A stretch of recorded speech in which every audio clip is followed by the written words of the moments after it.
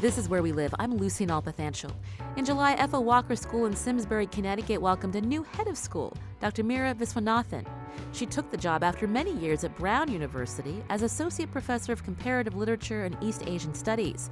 We visited her recently on the campus of the boarding and day school to find out more about her career and why she decided to lead a private school for girls. Our visit started by observing Dr. Viswanathan, her students call her Miss Viz, co-teaching a literature class. She asked her students to reflect on the idea of refugee and compare it to the role of the monster in Frankenstein. In the case of Frankenstein, there's the whole question of wildness, isn't there? And we sometimes use the word feral. What does feral mean? Feral cat. What's a feral cat? Wild. Savage. Right? Not like humanized. Not humanized, exactly. Not domesticated. My name is Meera Viswanathan, and I was born in what had been Madras. Now it's Chennai in South India. I came to this country at the age of 5 and spoke no English and proceeded to watch television for about 10 or 12 hours a day. And after a few months, I found I spoke English. And so it was a heady experience. And I mentioned to the girls that when I was interviewing here and had breakfast, that somebody handed me a box of cornflakes that I opened, and suddenly to smell Kellogg's cornflakes reminded me of the first morning we landed in 1961 in Los Angeles. And so that's when I told the girls I knew this was home for me, because the smell of cornflakes awaited. And so you're the child of immigrants. What brought them to California? My father had been a PhD student at UCLA studying solid-state physics.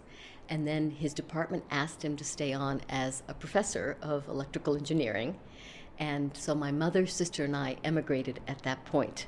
And of course, I hadn't seen him since I was a baby, so it was a kind of meeting for the first time. And regrettably, my parents' marriage fell apart, but my mother realized for a number of reasons that it was important for us to stay in this country. And so she really became the role model of what a strong woman can do, and fierce about education and women's self-sufficiency. And so I think those are watchwords for me today.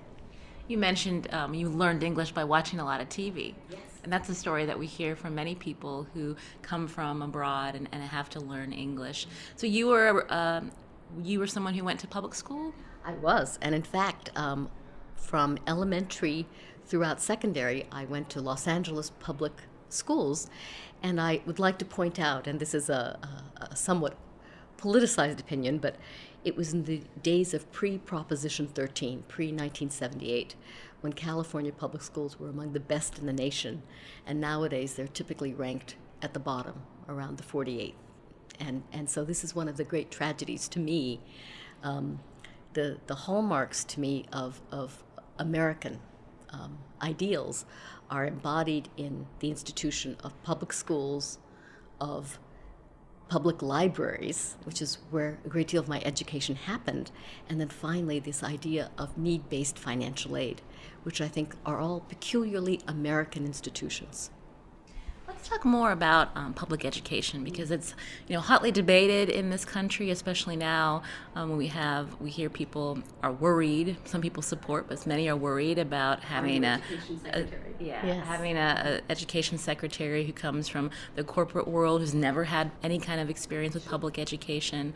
What is the role of private education in this conversation? Among biologists now, there is an emphasis on diversity. And so, for example, we are taught now, when we think about public parks, to eschew monocultures of trees. We want that diversity of vegetation.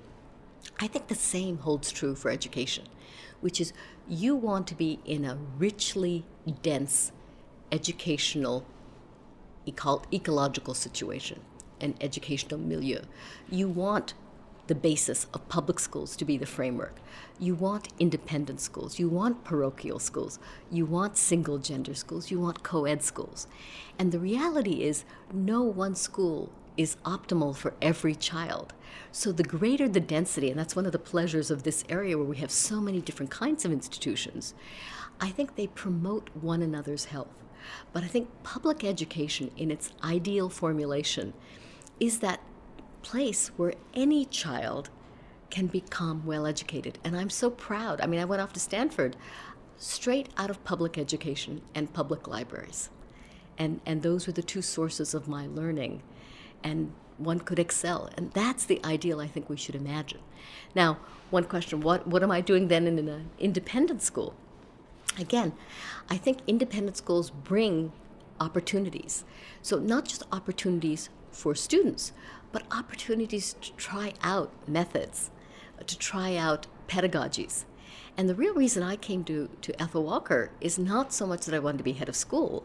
I mean, I think that's a wonderful privilege, but I came because I had ideas about girls' education and the transformation. And here was a school that was happy to receive me and try out some of these ideas. So that's why I'm here. I think in a public situation, it's more difficult to institute that kind of change. So in some ways, independent schools can serve as pilot programs. When we look at private schools, though, people will point to this as this is an opportunity for only the elite. How does the Ethel Walker School open up that opportunity to more than just children of wealthy parents? Well, we have 51% of our students on need-based financial aid. And so I think we see here a diverse population of students with respect to social class, race, creed, and in addition, economic means. So I don't know that I could teach at a school which did not take financial aid seriously. And this school is committed to it. We spend a higher percentage of our tuition revenue on financial aid than any other school. And the key for me is how to make that sustainable, right? And I need to go forward thinking about that. But I think that independent schools recognize the importance of that kind of social diversity and why it's not just attractive, but fundamental to excellent learning. So tell us a little bit more about your background. So we know that you're a child of immigrants. You came here when you were 5, educated in public schools, went into academia. But tell me, from the time that you went to college, what was your focus and how you ended up in this spot right now? Well, as I mentioned, my parents are divorced. My mother was a single mother who was a secretary, and she supported us in a very small apartment in West Los Angeles. And I didn't realize that we actually were below the poverty line because we didn't have a car, we didn't go on vacations, but we had, I thought, a full life, and that's thanks to my mother. So when I went off to Stanford on complete financial aid, it was a little bit of a shock for me to understand that people had very different means at their disposal, and that some people could go to Paris for the weekend, and I had a term time job and a summer job and wondered if I could afford pizza.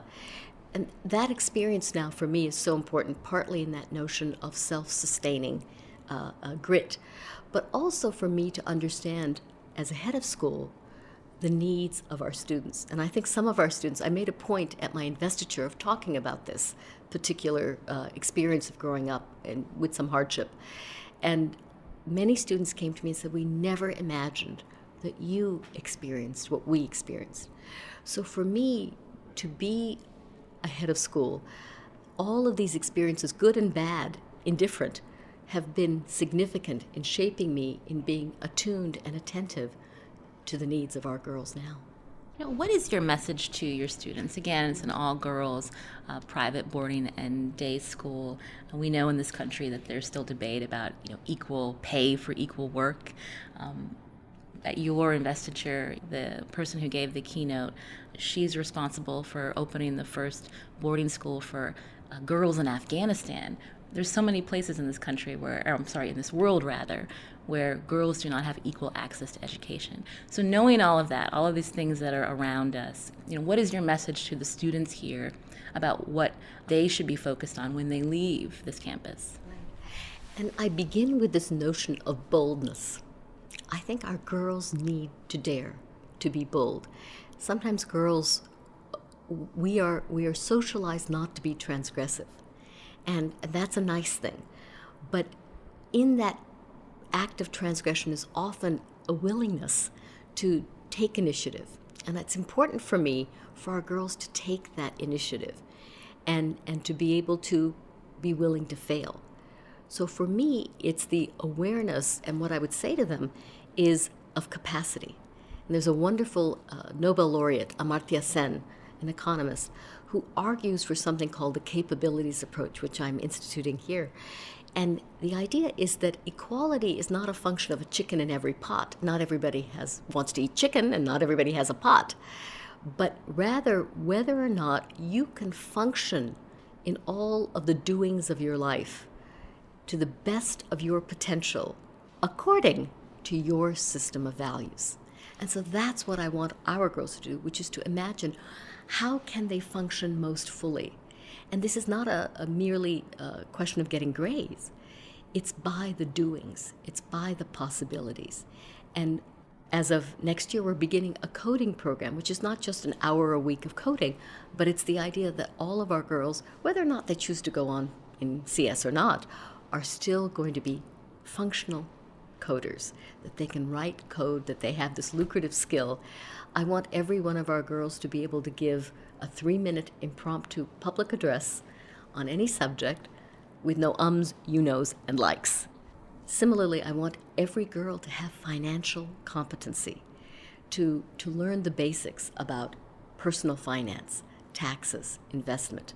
Again, they can choose to reject capitalism as a whole, but they need to do that after they understand the possibilities. So I think the two things that are most important to me for girls are possibility and relationship. And I think that relationship often gets assumed to be something cozy and gingerbready. I think relationships we talked about identity in class this morning. I think relationships are what define us, are what give us identity. And my field, you might know, before at Brown, before I came to Walker's, was comparative literature, and especially I worked in Japanese literature, aesthetics, and philosophy, as well as literature in and of itself. And one of the philosophers whom I studied, Watsuji Tetsuro, argues that the two characters used to express human being in Japanese are human and space. And he argues it's the spaces between us that give rise to everything about humanity, which he calls ethics, nindikaku. And so again, it's about those spaces and possibilities. And that's why relationship is so important. You mentioned when you were at Brown for 33 years, you would interact with your students and you could tell which ones came from an all-girls high school. Tell us about that again and how they were different. Right. Well, as I said, initially I would notice these young women in my classes, and all of my students at Brown, I'm happy to say, were wonderfully engaging, intelligent, articulate. But these young women had a difference about them, and I would describe it as one of, I think I used the expression, they were comfortable in their skin. And I think for women particularly, this is usually something, you're lucky if you get it when you're in your 30s or 40s. But these young women at the age of 18, 19 seemed completely relaxed, did not hesitate to extend their comments in class, did not engage in apologetics, did not feel the need to qualify what they said in any way. And I thought, what is it that has produced this? And later in office hours, I'd find out that the vast majority had gone to a single-sex, an all-girls secondary school.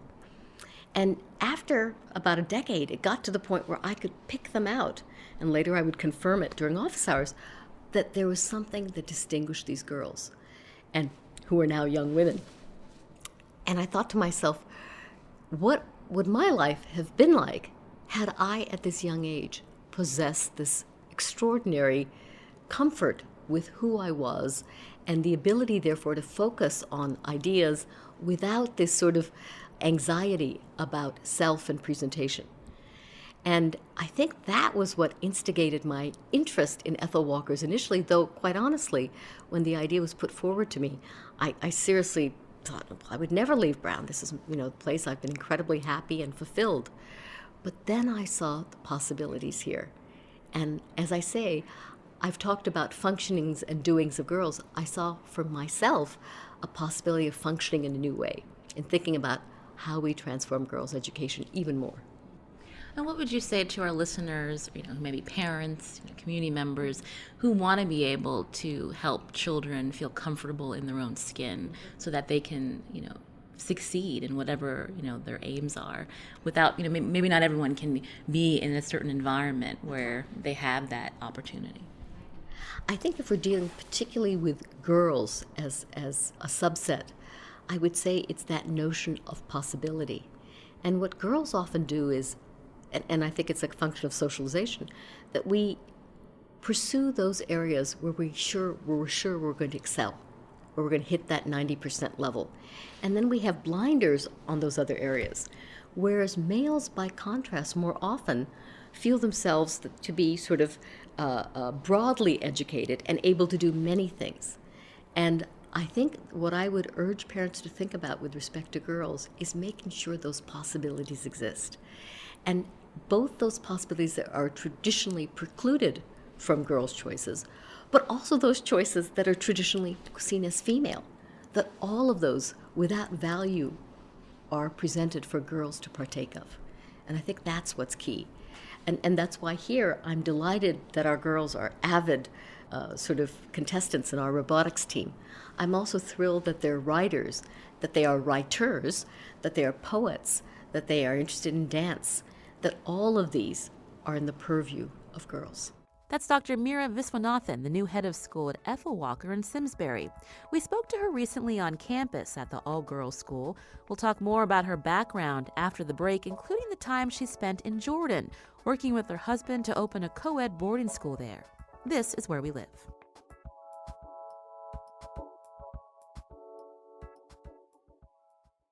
This is Where We Live. I'm Lucy Nalpathanchel. Today we're bringing you a recent conversation we had with Dr. Meera Viswanathan, head of school at Ethel Walker in Simsbury, Connecticut. The former professor at Brown has a diverse background in education, including time spent abroad in Jordan. I asked Meera about her efforts a decade ago in developing a co-ed boarding school in Jordan alongside her husband, Dr. Eric Widmer, who spent 12 years as headmaster at Deerfield Academy in Massachusetts. The King of Jordan, who was a graduate of Deerfield Academy, where my husband had been headmaster, at a commencement where he was the invited speaker, paused at breakfast over a forkful of eggs and said, I'd like to build a school just like this in Jordan. How would you like to consult? And of course we agreed. And then when my husband decided to step down as head of Deerfield, the king said to him, why don't you come and be the founding head of the school, and said to me, you can write the curriculum, and for me that was bonbon time. So we came to Jordan, and it was a fascinating experience to construct a non-colonialist Jordanian school that was English medium that offered the American curriculum. And the number of different things to balance in that was quite a challenge, but exciting. And the school is thriving today, is over 600. And we've seen a number of graduates from our years who've now graduated from college, who are in medical school, in law school, business school, in the professions, back in Jordan, working to build that country. And so for me, this is the magic of education. It works. Things happen. And there is no greater instigator of positive social change than education. How long did you live in Jordan? I lived there 2 years, which was the maximum Brown would give me. But in truth, the year before and the year after, I think I made 10 trips each year. So I would say it's closer to 4, though interstitially for those other 2 years. That's interesting, considering when we look at the refugee and migrant crisis. I mean, Jordan has borne the brunt of that crisis. I'm just curious your perspective on that. People have no idea what refugees mean until you examine Jordan, where there are more refugees than Jordanians in the country. And of course, we have waves of refugees going back to 1949 when Palestinians came from the 1967 war with Israel. We have the Afghani refugees, we have Iraqi refugees, and now we have Syrian refugees. And the number of camps, and Jordan does a tremendous job. I don't know if people understand how much Jordan does in terms of not just shouldering that burden, but also providing that buffer state where it is a place of sanctuary for refugees. And the king is extraordinarily committed both to supporting his people, but also being that welcoming place. And I would argue that his own American education plays a role in that as well. But it's a remarkable country. I feel very grateful for my time there. And also, it was very humbling, I have to tell you, that all the things I thought I knew about education were taken apart. And so I began again. We talked just a little bit about the challenges before the public education system. But what about with private schools? I mean, we know with the recession, there are less people that were able to send their children to a place like Ethel Walker School. We hear more and more Chinese students are coming to this country because they have the means to study at places like Ethel Walker School. I mean, what are the challenges that your institution faces? Well, that's exactly right. And I think finances are a big one. I think the question is, how do we make this education possible for a wide constituency? And that is, we don't simply want children who are completely on need and students who are completely capable of paying the full freight here. And by the way, I want to point out that no student, even those who pay the full tuition, are paying for the cost of the education. That the education is about 25 to 30% more than tuition covers. And this is why, for example, endowments are necessary. This is why annual funds are necessary, that everyone is subsidized at an independent school. So the question for us, how to make sure we have a spectrum, and that also there are no default assumptions, that not all students of color are on financial aid, that not all students of European extraction are not on financial aid. So we need to cut across those default assumptions, and trying to assemble a school which reflects this is a challenge, I think.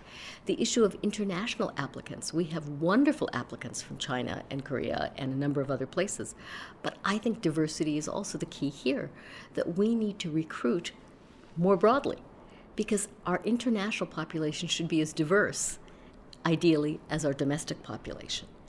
And so how we achieve this, so one of the things I hope to do in coming years is recruit in places like the Middle East, in South Asia, in Latin America. And I think that will produce a much richer group for all students to benefit from. What do you want people to know about this campus, this community, for those who may just be driving by? There are a lot of private schools in Connecticut. How does this place stand apart? Yeah.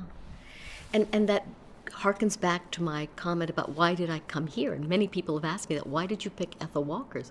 And what I laugh and say is, there was never any other place. It was this, or I would stay at Brown. And the reason why Ethel Walker's appeals to me is it's that rare combination of receptivity, relationship, but also, and here's the most important thing, intellectual aspiration. And that the heart and the mind are not separate. And so that I have very high ambitions for our girls, and that ambition is not measured purely by college admissions. I mean, that's one measure. But it's really about girls' possibilities. And if there are things that we see that are different about 20th century learning, that it is more collaborative, that it's less hierarchical, and finally, that it's focused around students not merely passively ingesting, but actually doing. And so I would say to those parents who are driving by, this is that place where your daughter can become the fullest kind of woman and human being, intellectually, personally, and socially. And how do your students get involved in the community outside of this campus? That's a really good question. One of the things we've done, we used to have a community service program, and we've transitioned now to something we call community partnerships.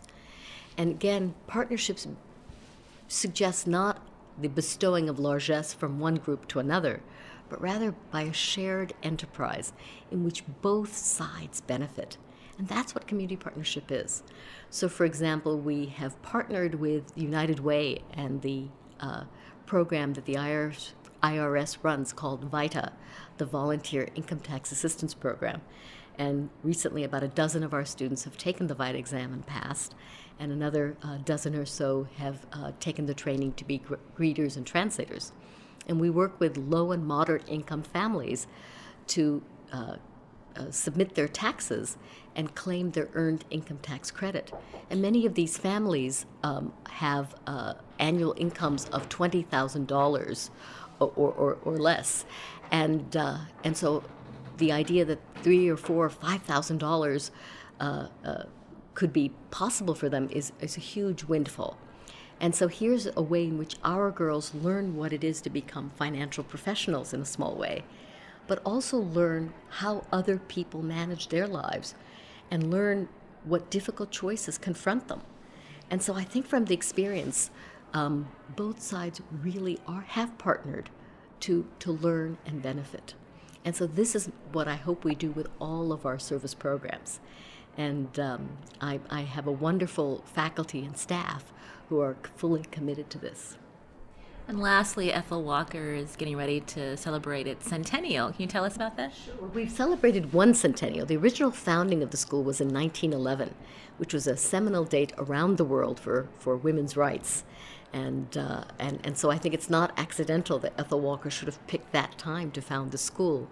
And she founded the school as a new graduate of Bryn Mawr because she was determined that there be a place where girls would have a rigorous academic education which would train them for college and professions. And I like to think, we were in the vanguard and we're still working there. The second centennial we're about to celebrate, in 1917, the school moved from its original campus in New Jersey to Connecticut. And that happens in the fall. And so we're getting ready to celebrate 100 years on this campus. And I think these commemoratives are important times because they allow us a chance both to look backward and review our history, and then, of course, serve as mirrors to remind us where we are now and how we got here. Meera, thank you so much for speaking with us. It was my very great pleasure. Thank you for taking the time to visit us. That was Dr. Meera Viswanathan, the new head of school at Ethel Walker in Simsbury, Connecticut. Coming up, we revisit our conversation with 2016 Yale Greenberg World Fellow Hrund Gunstendottir. She produced a documentary about how to be more creative in our lives. It's called Insae, The Sea Within, and we'll hear more about it after the break. This is Where We Live.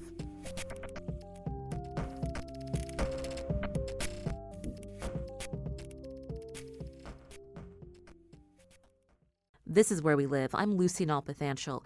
What's the secret to creativity in today's world where many of us are focused on advancing our careers? We live in a time where it's become harder to disconnect from work thanks to that smartphone nearby. How can we step away from the hustle of life to be more in tune with ourselves and more creative in our endeavors?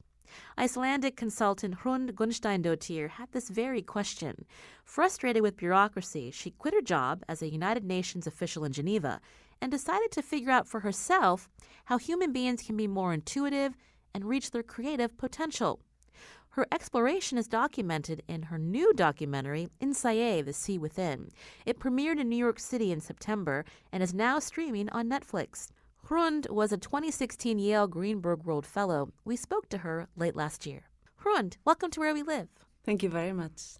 So what are your impressions of the United States? I'm loving it here. I'm totally loving it here. Yale is treating me really well, surrounded by amazing people, and the weather is nice, relatively stable. So that's nice compared to my country. So you were a former United Nations employee. So what did you do for the UN? So I was a program manager of UNIFEM, which is now called UN Women, and it's the agency with the UN that deals with women's rights and gender equality. And I was sent to Kosovo after the war in 2001, and I headed their agency there. So dealing with reconstruction, defining democracy, building women's leadership role, creating a legal framework in order to do that, in order to promote gender equality. And while I was there, I was offered a permanent position with the UN, which means that I took a so-called competitive examination, which is offered to people in different countries of the world at each time. And about 3% of people who take that exam for 2 days are offered a permanent position. So that's a very rare opportunity. I moved to Geneva in 2002, and I stayed there for about 2 years. And in 2004, I decided to resign from a lifelong permanent position with the UN. It was a big decision. So take us back. So when you first were offered the permanent position, was this like a dream job for you to work for the UN? It was a dream job. So I graduated with a master's degree in 2000. And so it came really quickly after that. I worked in London for a human rights organization, and then I was offered this position in Kosovo shortly after that. I had two goals when I graduated. I want to either work for the Red Cross or the UN, and I wanted to work in a post-conflict context. So I felt really, things happened really, really fast for me. Getting a position like that in Kosovo is, I think, relatively rare. So I was only 27 when I headed the program there. And it was totally a dream job. But you said you resigned by 2004. What was it about the job that frustrated you? So in Kosovo, I was working very closely with the people that the UN was serving, and when I moved to Geneva, I was on track to become. It's similar to when you work for the foreign service or something. So on track to becoming a diplomat almost. And what I encountered there was this oversized bureaucracy and hierarchy. And I felt, to put it short, I felt like I was being put into a freezer. So there's lots of things that happen in a work environment that's based around these things. And I just really felt that because I'd always had issues with what it was all for. And I just felt that we were serving a system instead of the system serving people on the planet. And my ideals for working for the UN haven't changed, but I just felt like this really wasn't the way to do it. Resigning from a job that at one time seemed like a dream, that's not an easy thing to do. How did you get to that point where you felt comfortable, well, it was time for me to let this job go and maybe explore something new? So even if I was thinking about these things while I was working in Geneva, I didn't act on it because I was in a wonderful comfort zone in a sense. My paychecks arrived every month. I was living a good life, but the thought kept coming to me that I wanted to do something more creative. I was feeling restrained, and I ended up hitting a wall, as I call it. I guess it's called the burnout today. I didn't even know that term then. And it really forced me to reconsider where I was heading in life, what I was doing, how I was doing it. And at one point when I was just totally, I had no energy, I was exhausted. I went down to the beach in the small town that I live in Iceland. I was there for a visit. And I had this vision of myself being 60 plus. And I really wasn't doing the job that I was doing in Geneva. I had traveled the world, I have met people, I had been inspired and moved by people, I was doing creative things, I was writing and doing storytelling, getting people's stories across, and I don't know, just being touched by people and touching people's lives. And I just realized that my work in Geneva wasn't going to sort of bring that dream to fruition. So you wanted to learn how to be more creative, to find a new, a career path where you felt more fulfilled. How did you go about doing that? Where did you start? So having taken that decision, it was not an easy one. So people around me would say, like, what are you thinking? Like, why do you do that? You have no idea where you're going. So in short, I was really going into the unknown, and I was petrified. I wasn't sure if I could. How was I going to work more creatively? But slowly but surely, I just knew that I had to delve more into where my shortcomings were. And during this time, it was a hard time in my life. But during this time, because I'm a big nerd, I read a lot and I'm very curious and I collect a lot of information. And I realized that I consist of two rhythms. So one is the analytical and the logical one, and the other one is the creative and intuitive one. And I had totally neglected the intuitive and the creative one. So I decided to think of ways to combine the two rhythms and do a documentary film. I was going to do a PhD, but there was no PhD program that I found that would enroll me without putting me into one discipline. And I didn't want to go into one discipline because the purpose of my work is really to say that we need to unbox the way we think. We need to think more in a flow. We need to make associations between different parts in order to make sense out of the big context that we live in. So a documentary was done, and it's taken 6 years to do. This is Where We Live. I'm Lucine Alpathanchel. I'm speaking with Hrun Gunstendottir, an Icelandic consultant, filmmaker, entrepreneur, and writer.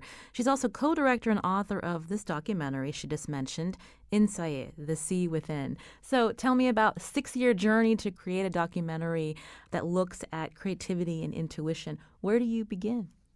Good question. So a friend of mine, Kristín Ólafsdóttir, who is the co-director of the film and the producer, so she has been a filmmaker for many, many years. And we had this kind of similar interest in intuition.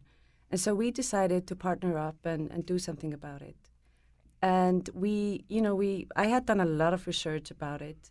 We wrote down names of people that we wanted to ask almost naive questions, about intuition. What is it, Are we connected to intuition, the world inside us? And what is this world inside us? So we mapped down names of people who could help us, people that are in science, business professors, artists, spiritual leaders, neuroscientists, different people. We traveled the world, we spoke to them. And then we also followed a school program for kids in the UK. Kids that are finding it difficult to focus in school, they're finding it difficult to establish relationship with friends. They don't feel as well as we would hope them to feel. And so we followed them. And in short, what was interesting was that we are now increasingly teaching kids to connect within in order to be able to cope and hopefully flourish. And just that fact tells me a lot about the world we live in and the state of the world, that we actually need to teach ourselves and our kids to do that. When I think of intuition, I'm thinking of that feeling that you get. It's like a gut feeling or a sense that this is something that should be happening. What did you learn about intuition? So, I had done a lot of work, like research about it before. I had trying to tune in with my own intuition and work with it. But what surprised me in the making of the film was that how far and how advanced we are actually in mapping out what intuition is. I mean, there's so much we don't know about it. There's so much about the brain that we don't know. But after we became able to scan the brain and monitor more how it functions in reality, then we've begun to know more. So, I mean, I had ideas about, we definitely need to use all our senses. We need to embody experience. We need to immerse ourselves in experience in order to build up a strong intuition. And the journey around the film really showed me hands-on how people are actually doing that. So one of the people that we talked to in the film is Henrik Sala, who is an ocean explorer in residence with the National Geographic. And he's very passionate about the ocean. He had a professor position, which he resigned from when he was probably around 30 or 35. And the reason why he resigned was that he felt really disconnected from the ocean that he was researching. So after that, he spent most of his time diving and just living in the ocean in order to build a strong intuition about it. And his record as an ocean explorer, somebody who wants to protect pristine parts of the ocean, is just incredible. So that was really one of the things that really inspired me to pursue this. What do you say to people who are listening to this and are thinking, well, it's hard for me to just immerse myself in something that I love or something that's my passion because, I have the 9-to-5 job. I have the kids at home I have to take care of. I've got the bills to pay. We feel like we have so many responsibilities and requirements that we can't just take off and try to have this time to feel better connected to the world around us. I would say you don't have to take off, just be present in all those things. So the most simple advice that I give to people is to pay attention to what it is you pay attention to. So we pay attention to a lot of things, we're constantly being bombarded with information and distraction all the time. But the question is, do you pay attention to how you pay attention? So when you start focusing on that, that's when you start to become aligned in everything you do. And everything you do has something to teach you about the world you live in and yourself and how you cope. So being mindful in that way is really the way to tap into your intuition and to make the most of what you can do about, make the most of your skills and talent and gifts to yourself and the world around you. Because intuition is, on my way here, I had this wonderful conversation with a former fighter pilot. And I said to him, So he's in his 60s probably. And I said to him, so what is good intuition to you? And he said, when you take a decision based on your intuition, take your time to take your decision. That's important. So intuition is not an impulse. It's not like a decision you take in a second based on fear, perhaps. And that's not always the best decision. But he said, take your time to take your decision and have confidence in your intuition. And I think that's the thing that we need to focus on, because the world we live in is like an ocean. So first thing is to keep your head up, otherwise you drown. Yeah, so that applies to kids and adults alike. But you need to have confidence in taking a decision that you believe is going to take you to the right place. And confidence is not something that we're being taught, right? I mean, I wasn't taught that at school. So it's like you need to know yourself well enough to be able to put yourself in other people's shoes, in order to be cognizant about the context around you, in order to take the most sensible decisions that you want. But you also need courage, because sometimes intuition is about an idea you have that you've never seen in action before. And people may tell you that this is not something you should pursue, it's a silly idea, somebody has probably done it before, and we have these voices in our heads that will stop us, the editor. But we need to be confident enough to say, no, you know what? I think this is the right way to do it. I think I want to pursue this path. And that's another thing that has to do with confidence. In order to be confident, you need to know yourself. We're talking about your documentary. Tell us about the meaning.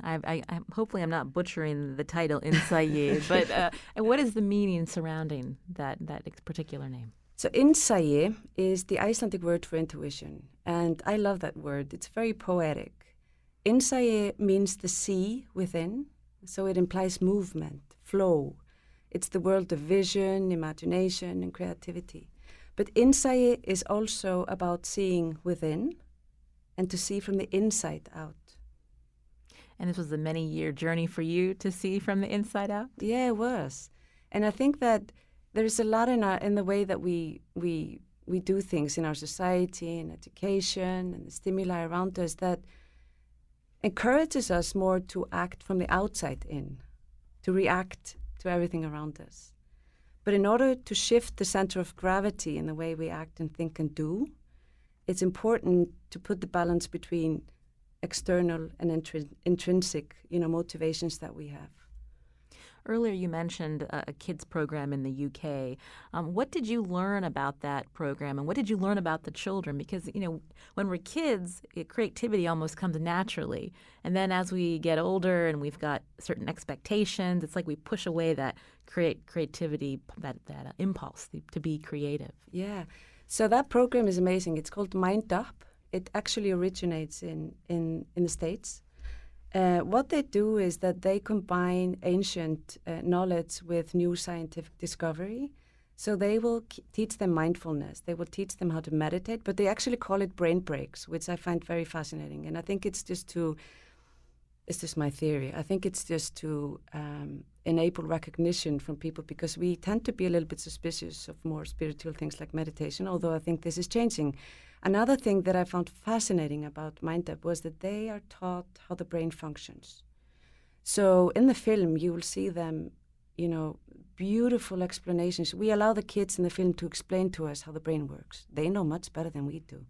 And they say, like, when I go for a break and I get really angry and I want to, beat someone or say something horrible or scream or something, then I understand that my amygdala, is really taking over. So I need to, be conscious of my amygdala and take a deep breath, and then I do something else. And I'm like, wow, that's amazing. I wish I would have known that. If I would have known that when I was working for the UN in a very hard situation in post-conflict Kosovo, I would have been able to find a better balance between, my inner world and the world around me. But I didn't know how to, so I just kind of leaked out in that situation instead of knowing how to re-energize myself, center myself, and be more aligned. Your documentary has premiered in several places. I mean, when people see the film, what do you hope they get out of it? I hope that when people see the film, they feel inspired to trust their intuition more, explore it, listen to their inner voice, because our inner voice doesn't scream at us, It'll never grab us by the neck and tell us to sit down. It's just quiet. It's quiet.